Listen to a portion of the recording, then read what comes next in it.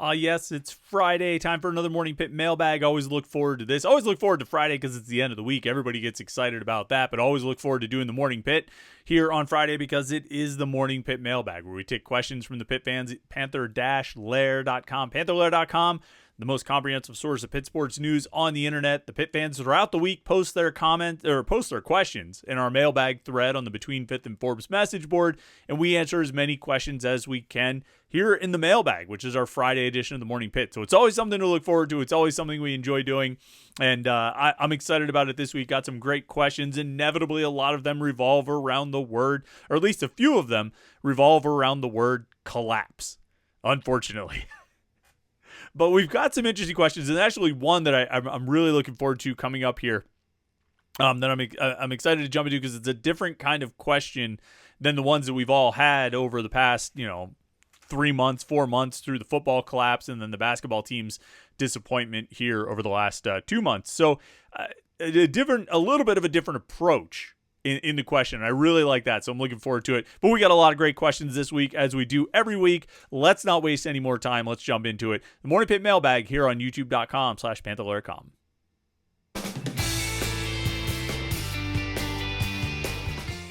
That's right, the Morning Pitt Mailbag here on youtube.com/Panther-Lair.com. We do it every Friday here at youtube.com/Panther-Lair.com, in addition to everything else that we do right here at youtube.com/Panther-Lair.com. So make sure you like this video and subscribe to our YouTube channel. That way you won't miss any of our exclusive Pitt video content.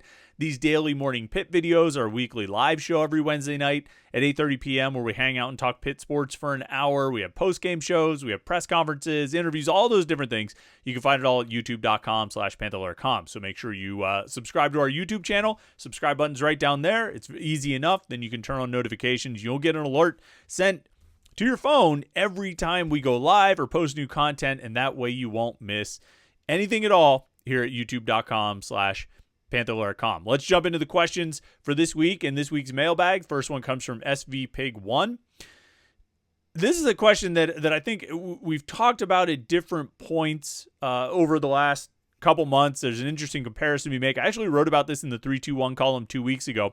Question is, what collapse do you think on paper is worse, football or basketball?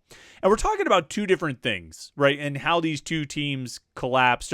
I'll set collapse aside and we'll talk more about disappointment. Which team's, second half of the season was more disappointing? Pitt football or Pitt basketball? Pitt football, of course, starting the season 7-0 and then losing their final 6 games, including the bowl game against Toledo. Pitt basketball starting the season 12-2, and then they have lost 10 out of the last 14. Pretty disappointing way to go. It's funny. I didn't really think about that. It breaks down into 14-14. And the first 14 games, Pitt basketball was 12-2. The second 14 games, they are 4-10. And that's a pretty disappointing collapse. So which one is worse? It's tough because they're so different. But I think one of the distinctions to make is that football has an excuse. Football has the excuse that they lost Branson Taylor, the starting left tackle, to injury, and then they lost Eli Holstein for most of those final 6 games. He played in some of them. It wasn't all of them. Certainly the SMU game, he played in that one. And he played in the Virginia game, although not all of it.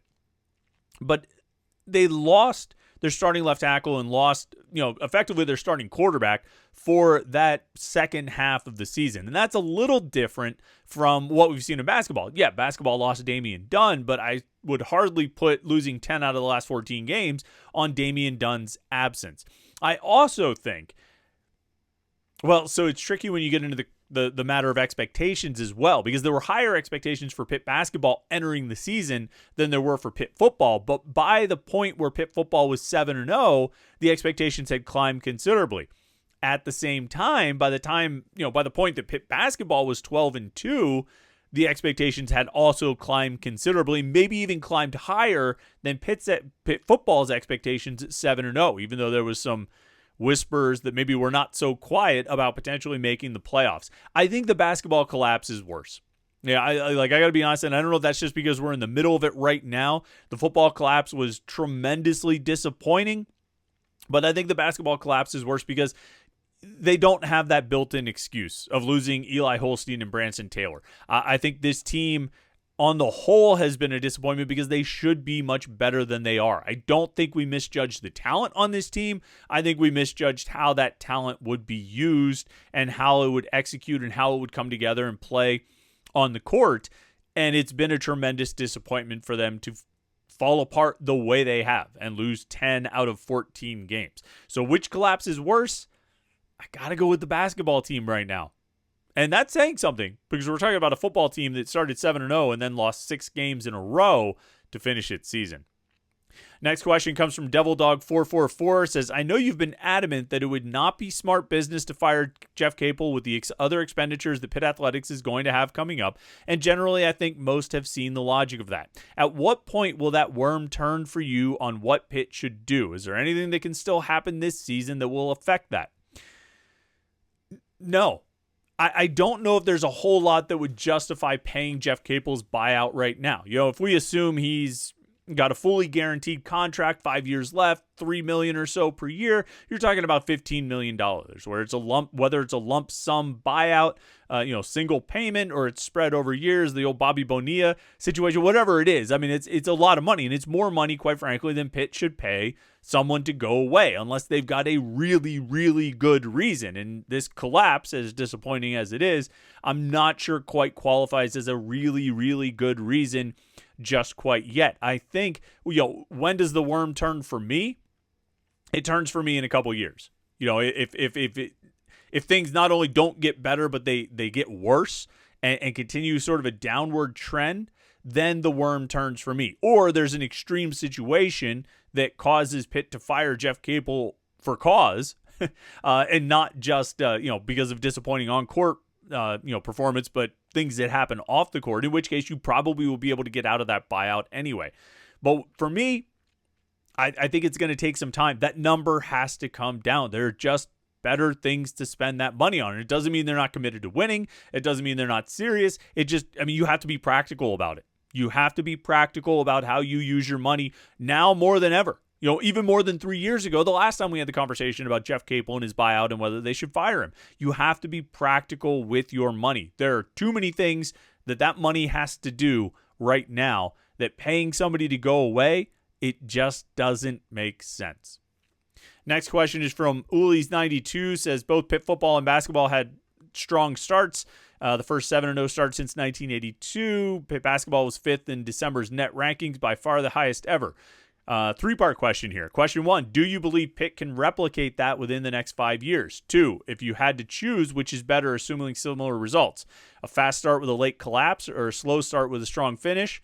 And then 3, should Pitt fans celebrate that Pat Narduzzi and Jeff Capel have job security, believing they could do it again and capitalize next time, or demand a rebuild at any cost, arguing Pitt could have it all with a better staff? Acknowledging immediate change is unrealistic. The second option here means, should their seat be hotter than their contract suggests with Pitt planning an exit strategy? Lots of questions in here, big questions. Let's go one by one.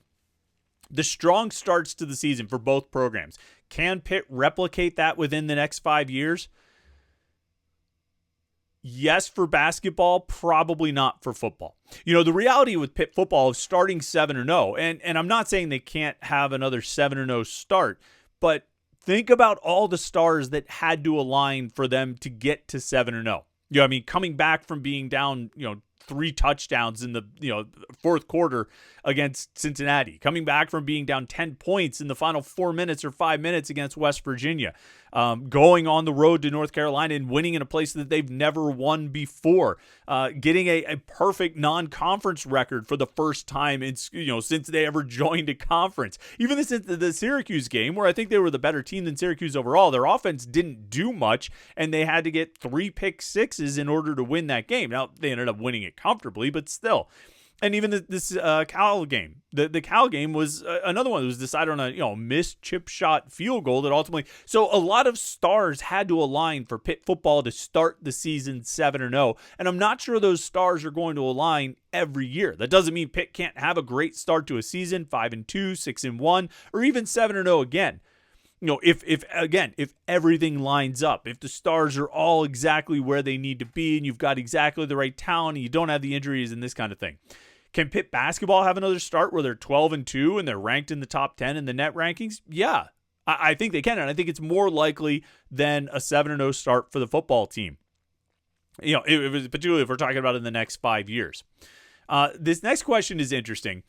If you had to choose which is better, a fast start with a late collapse or a slow start with a strong finish, and the answer to that is almost always, and maybe not almost, but the answer to that is always the slow start with the strong finish. They always remember what you did last. Like where you were at the end is what stands out the most. If you roll back the clock to 2 years ago and look at where the Pitt basketball team was, it wasn't so hot. December, heading into January. And then they got hot. They went on a roll. They made the NCAA tournament. They won 2 games. It was big. It was exciting. It was real progress. That was a great offseason, right? And even last year, if you remember, and it might be hard to recall, they were pretty bad through the first month and a half, 2 months of the season as well, before, again, they got hot in January and February and became the poster child for teams that got screwed by the NCAA tournament selection committee. And that created a lot of good vibes in the offseason. If you still had the same record, but it was because you front-loaded all your wins and struggled in February, nobody's going to be all that excited about it. But because of how those 2 seasons went, there's a lot of disappointment, or there's a lot of excitement. Everybody was fired up about that because they finished strong. We see this phenomenon in football all the time. And it's even more acute than like the final 6 games or a late collapse. It's the bowl game. Bowl games, and maybe this is a little bit less now because you've got guys sitting out, but bowl games can really set the tone for the offseason. I mean, you think back, I always bring up this example and comparison. You think back to 2007, right? They finished the season with the big win over West Virginia, and everybody's excited that offseason. Everybody's fired up. Everybody thinks the world is coming. Pitt is, the world is Pitt's. That was a 5-7 team. They finished with the biggest win in school history, or one of the biggest wins in school history, but it was a 5-7 team. Now you fast forward a year later, right? The 2008 season, where that 5-7 team that had that big win over West Virginia segued right into a loss to Bowling Green. But you fast forward to 2008, and that team went 9-4. They won 9 games in the regular season. That's absolutely a success. Particularly after Dave Wanstead's first 3 years were 5-6, 6-6, and 5-7. They go out and win 9 games in the regular season, but then they play the Sun Bowl against Oregon State, and they lose 3-0. And let me tell you, there have been few off seasons that were as miserable as that one, even though that team was coming off a 9-win season. And so what impacted it the most? And actually that led into a 10-win season the next year. But what impacted it the most? It was the final game. It was the upset win over West Virginia. It was the 3-0 loss to Oregon State. Now, those are 2 extreme examples, but they totally shifted and shaped the perception of the season that came before them and the offseason that followed. A late collapse, a late loss, a unpleasant finish, it has a bigger impact than a slow start. If you can start slow and finish strong, like the year that Walt Harris tried to go to a spread offense and they started off 1-5 or whatever it was, and then they won out in the final 6 games or 7 games or whatever the final record ended up being, created a lot more optimism than if you had flipped that. Then as an example, Dave Wanstead's 2006 season where they started 6-1 and then lost 5 games in a row. So if you have the option of which one feels better or which one is better, the fast start with a late collapse or the slow start with a strong finish, you always take the strong finish. And not to mention the fact, just as another aside, the strong finish inevitably happens against tougher competition than the fast start did. So, you have that to sort of hang your hats on too. If you have a fast start and a late collapse, you say, well, yeah, when the competition got tougher, they totally fell apart. Whereas conversely, if they have a slow start and then a strong finish, wow, look what they did. They really stepped their game up when they faced the toughest competition on the schedule.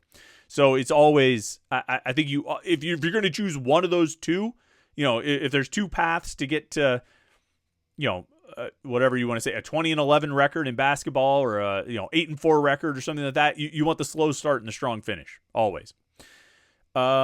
And then final question, should Pitt fans celebrate that Pat Narduzzi and Jeff Capel have job security, believing they could do it again and capitalize next time, or demand a rebuild at any cost, arguing Pitt could have it all with a better staff? I don't know. I don't know. I mean, I think there is value in stability. I think there's value in building a program. I think there's value in what Pat Narduzzi and Jeff Capel have both built. They are not without their flaws. There's no question about that. Those two guys both have a lot that they could do better. And they've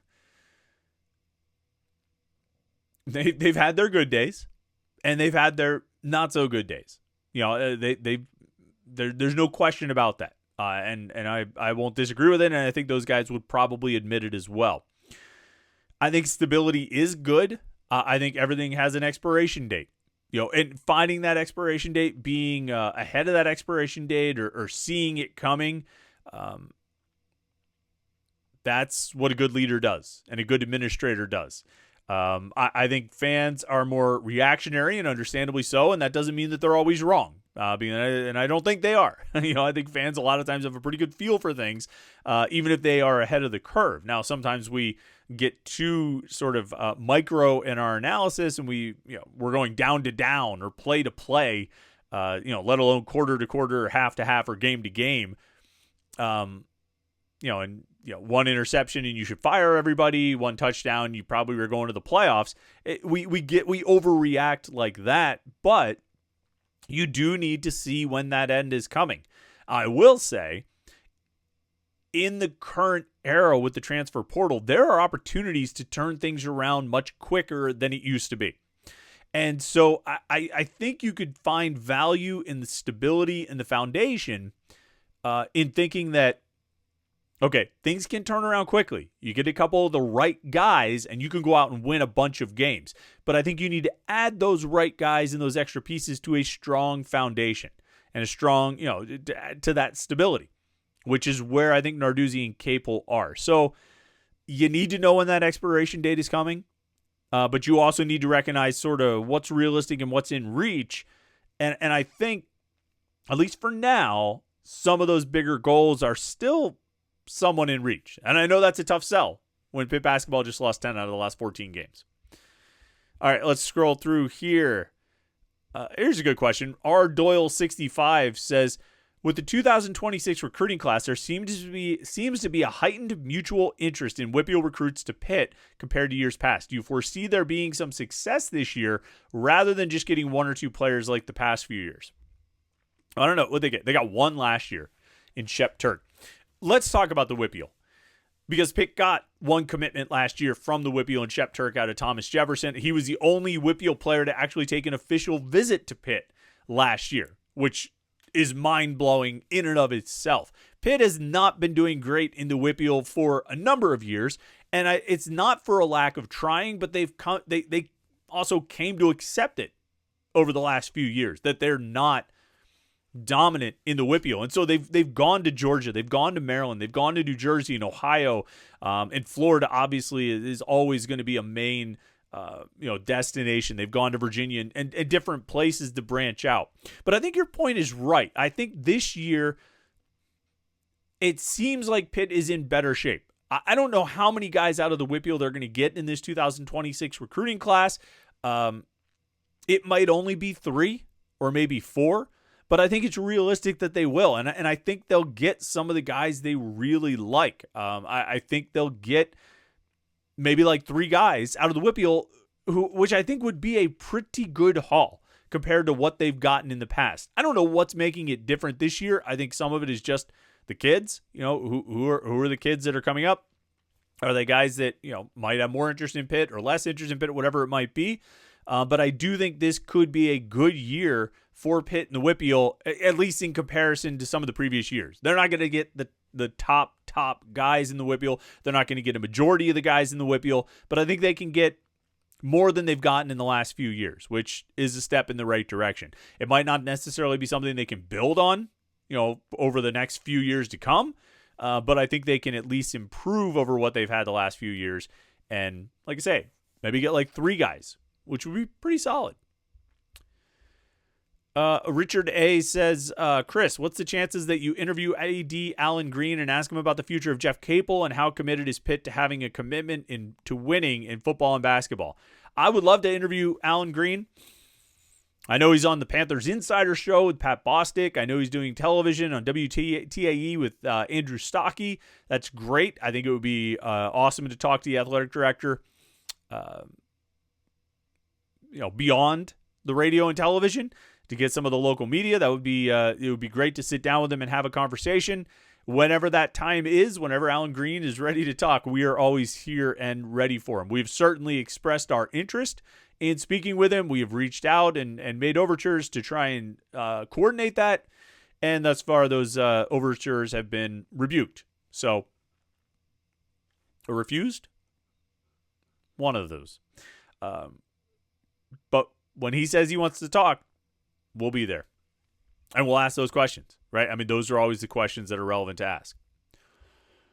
Smenges says, if Pitt is undefeated and ranked going into the Stanford game, will it be you and or Jim going to California to cover the game? I would love to go to California. Like, look, when you look at the ACC right now, I think there are some great road trips. I think there are some places that would be awesome to go to. There's the old places that we've all been before. Atlanta is still one of my favorite places to visit. I love making the drive to Charlottesville in the fall. It's one of the most, depending on which path you take from Pittsburgh, is one of the most, it's a beautiful drive in the fall with the foliage and everything. Love going down there. That's a cool little stadium and, open air press box, which is always kind of a unique experience. Same thing at Georgia Tech. They've got an open air press box. But Atlanta, I just really like being in that city. Virginia Tech is a cool stadium, but can't really say I'm excited about going to Blacksburg. The Triangle never really did anything for me. Syracuse is a place.